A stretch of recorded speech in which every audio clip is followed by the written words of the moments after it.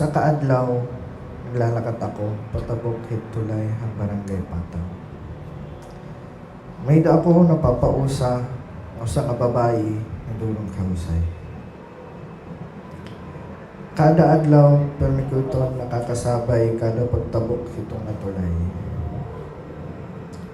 Sigit at siplat, nabagat may gusto. Amin.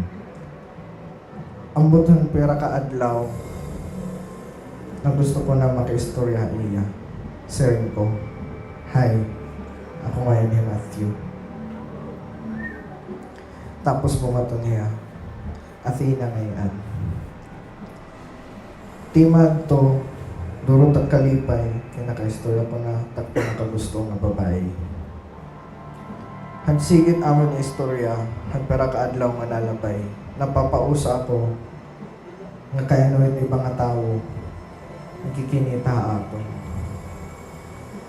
Tas naghangyo ako na makiupod iya. Sumering man hiya. Kirikta kita may parolan yan at alas 3. May dako lang gusto iyakan para imo. Duro ato takul ba kaya amad to at oras para umamin na iya. Pagkanuro niyan, umabutit alas 3. Nagkita na kita dito ha parola, una nito lay hampata. Pag-abot ko, sumering hiya dayon nga. May gusto ko iiyakan haing, pero ikaw tak gusto pamatian anay. Sumering ko dayon, gusto ko ikaw. Handuro na adto takkakulba. Tigdaan mula ko ginhangkuban, pero iba, kinagaharagkot niya. Sumiring hiya nga, ako may dako gusto iyakan hayong piyong anay.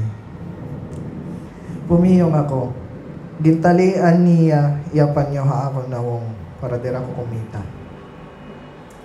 Sumiring ka, nakapot-kapot mo, akon kamot, naglinakat kita.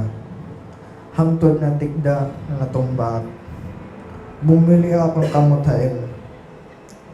Ang katumba ko gikuha ko ang panyo ni Athena, tas nausap kong awaray hiya, lumingi.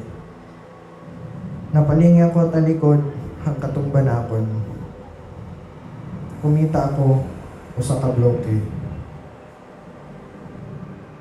Ang pagharani ko, diringaan niya bloke. Bloke na may surat, usa nga ngaran. Ang ngaran na nakasurat, Athena. That's all.